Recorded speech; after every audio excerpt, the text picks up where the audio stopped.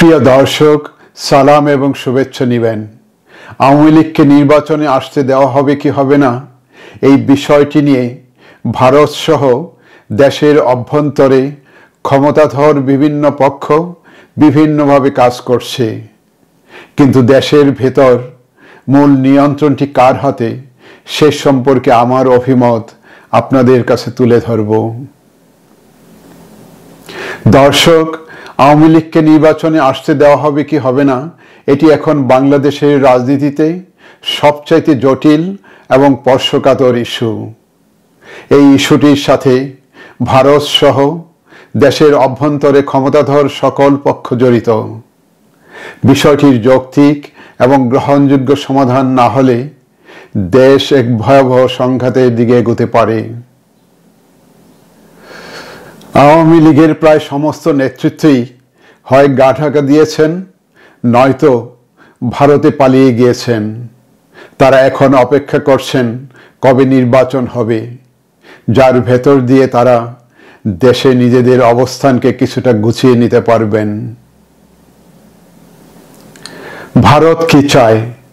নির্বাচিত সরকার এবং সবার অংশগ্রহণমূলক নির্বাচন, অর্থাৎ নির্বাচনে আওয়ামী লীগের নিশ্চিত অংশগ্রহণ। পরিকল্পনা বাস্তবায়নে ভারত বসে নেই, তবে দর কষাকষির জন্য তারা ইউনূস সরকারের উপর তাদের চাপ অব্যাহত রেখেছে। দর্শক, নির্বাচনে আওয়ামী লীগের অংশগ্রহণের পক্ষে বিপক্ষের বিষয়টি নিয়ে যে কেউ যাচাই করতে পারবেন কারা এবং কোন দল নির্বাচনের মাধ্যমে আওয়ামী লীগের পুনর্বাসন চায় এবং ভারতের নেক নজরে থাকতে চায়। যে সমস্ত দল, প্রতিষ্ঠান এবং ব্যক্তিবর্গ আওয়ামী লীগকে নির্বাচনে আনার বিরোধী নয়, ধরে নেওয়া যায় তারা আওয়ামী পুনর্বাসনে ভারতীয় পরিকল্পনা বাস্তবায়নের সহযোগী এবং কোনো না কোনো কারণে ভারতের প্রতি দুর্বল। বিএনপি নির্বাচনে সব দলের অংশগ্রহণ চায়, জামাতও তাই।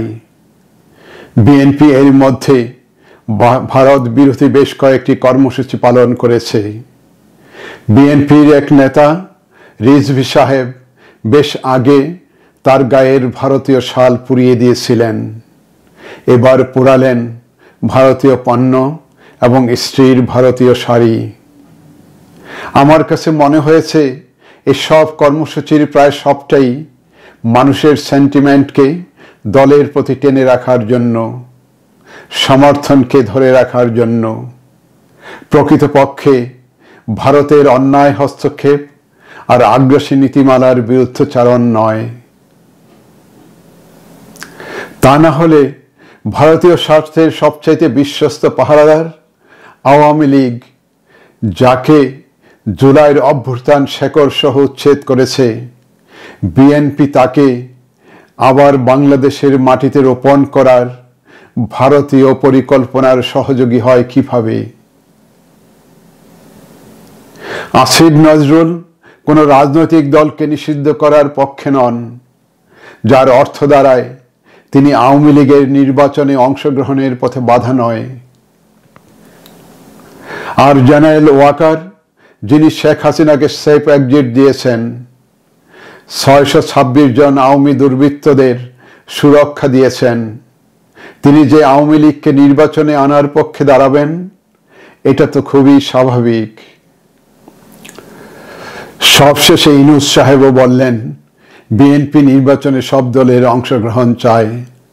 দেশের অন্যতম বৃহৎ দলের মতামতকে সরকার অগ্রাহ্য করতে পারে না। এটি তার মনের কথা কিনা সেটা আমার জানা নেই, তবে প্রশ্ন থেকে যায় তার এই মতামত ভারতের প্রতি নমনীয়তার লক্ষণ কিনা।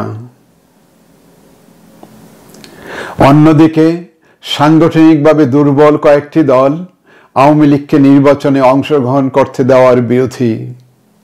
তবে ঘোরতর বিরোধী পক্ষ হল বৈষম্য বিরোধী ছাত্র আন্দোলন এবং নাগরিক কমিটি, অর্থাৎ ছাত্র জনতার অভ্যুত্থানের নেতৃত্ব। যারা জীবন দিয়ে এই অভ্যুত্থানের নির্যাসকে রক্ষা করবেন, লড়াইকে এগিয়ে নেবেন। জুলাই অভ্যুত্থানের এই তরুণ ছাত্র নেতৃত্ব নির্বাচনে আওয়ামী লীগের অংশগ্রহণকে কোনো মতেই মেনে নেওয়ার কথা নয়, কারণ এটা তাদের অস্তিত্বের বিরুদ্ধে যায়, তাদের জন্য সুইসাইডাল। তারা ভালো করেই জানেন এই ইস্যুতে তারা ব্যর্থ হলে জুলাইয়ের অভ্যুত্থান মুখ থুবড়ে পড়বে। প্রিয় দর্শক, ভারতের পররাষ্ট্র সচিব বিক্রম মিশ্রির সাথে জেনারেল ওয়াকারের আলোচনা, খালেদা জিয়ার সাথে সাক্ষাৎ, বাংলাদেশ ভারত সম্পর্কের বিষয়ে ওয়াকার সাহেবের বিবৃতি, এই সমস্ত বিষয়গুলো পর্যালোচনা করলে মনে হয় জেনারেল ওয়াকার নড়াচড়া শুরু করেছেন। লক্ষ্য সম্ভবত আওয়ামী লীগকে নির্বাচনে গ্রহণযোগ্য করে তোলা এবং মন্দের ভালো হিসাবে বিএনপিকে লাইমলাইটে নিয়ে আসা। ঘড়ির নাটাই সম্ভবত তার হাতেই। এতদিন ওয়াকার সাহেব তার ভাবমূর্তিকে যেভাবে ধরে রেখেছেন, আগামী দিনগুলোতে সেটা হয়তো সম্ভব হবে না। নিজস্ব রূপে আবির্ভূত হতে হবে তাকে। আওয়ামী লীগকে নির্বাচনে আনার ব্যাপারে ক্ষমতাধর অন্য সকল পক্ষকে ম্যানেজ করতে পারলেও অভ্যুত্থানের তরুণ ছাত্র নেতৃত্বকে কিভাবে ম্যানেজ করবেন, এটি সম্ভবত ওয়াকার সাহেবের জন্য সবচাইতে কঠিন চ্যালেঞ্জ।